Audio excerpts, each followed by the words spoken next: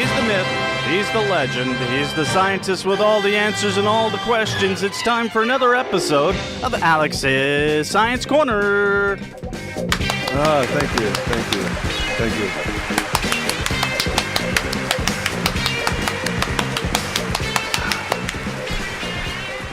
What's going on in the wide world of science, my friend? All right, first up is a quick news update.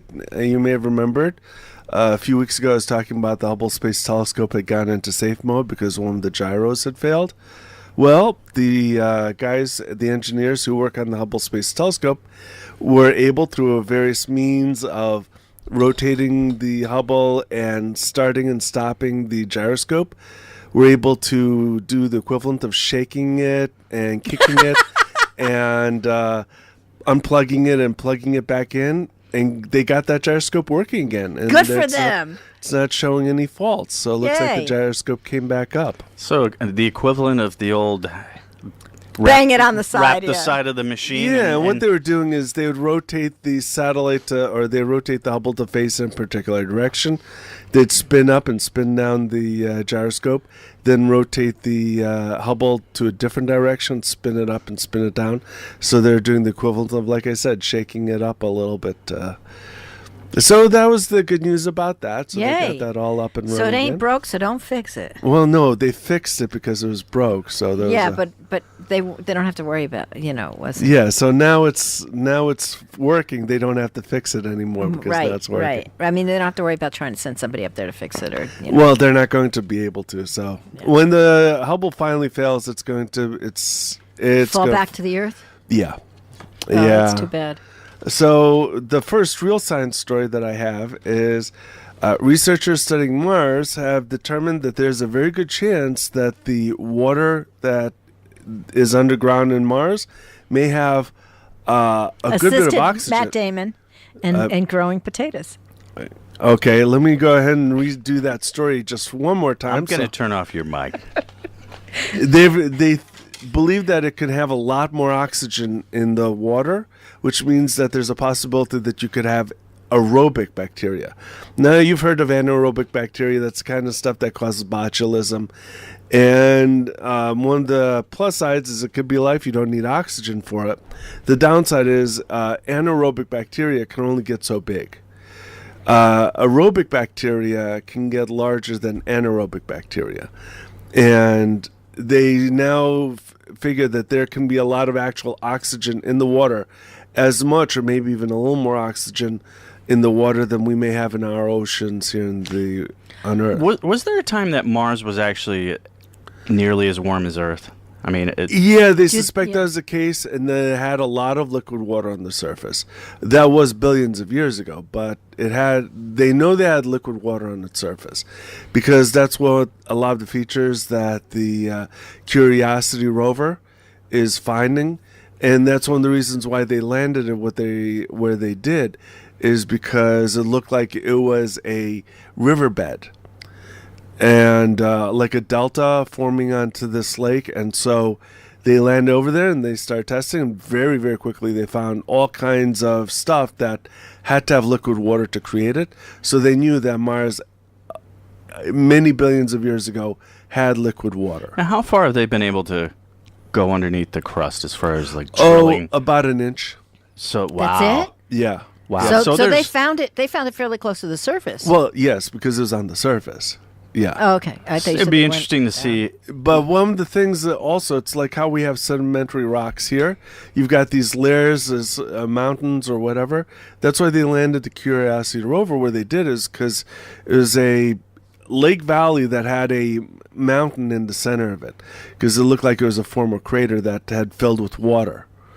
And that's why they landed there, because that way they could get the lower water and then they could slowly climb up the mountain and see how things changed over time. And so the Curiosity rover is slowly climbing its way up that mountain. It'd be interesting to see if at some point if they could be able to drill down a few feet. They are planning on doing that.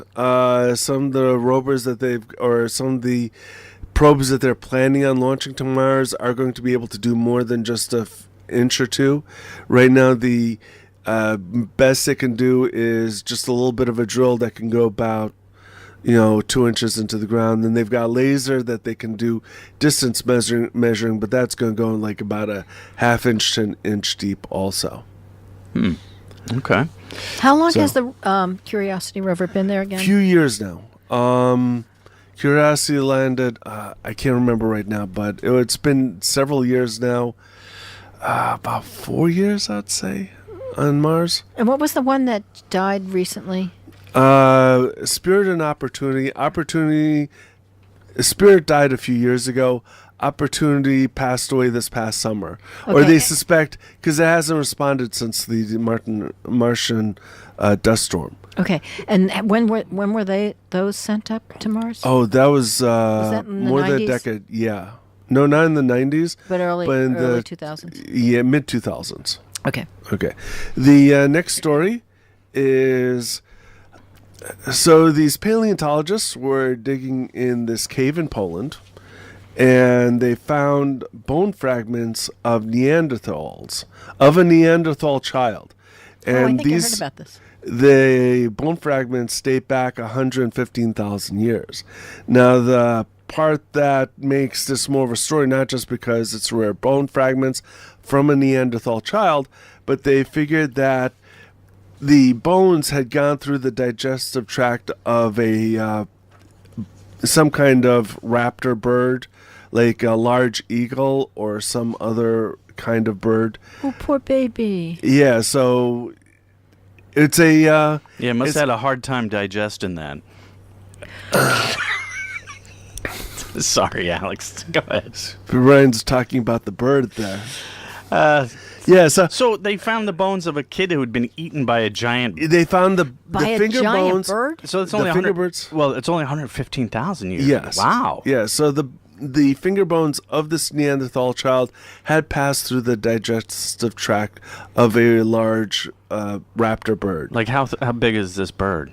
They think. They don't know They don't. because they don't have any good not archaeological, but they don't have good bones of the bird. They just know it passed through through a bird.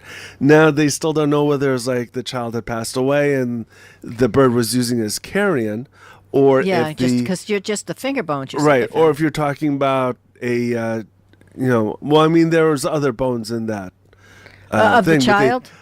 They found 2 bones of a child. Okay. There's other stuff there, so they don't know what else they could find. But again, they don't know whether the bird had hunted this child or whether the bird had just taken the bones as part of carrion.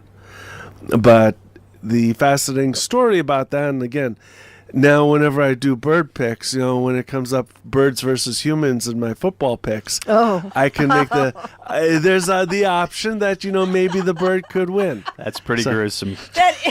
That's very gross. Yeah, I mean, how and you know what? uncaring. You do have some bird picks coming up. Yes, but I looked over this week's football picks, and the birds are all against cats. So we still got the cat versus the birds.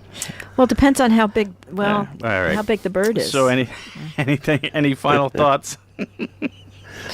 No, I think that that's good. I just want to let everybody know what the possible adjustments may be in the future for, Fair enough. picking bird mascots versus human mascots when it comes to the picks for the football. All right, folks. If you have any questions about these science stories or anything else science related, Alex would be more than happy to answer your questions right now at 203 837 99. 24.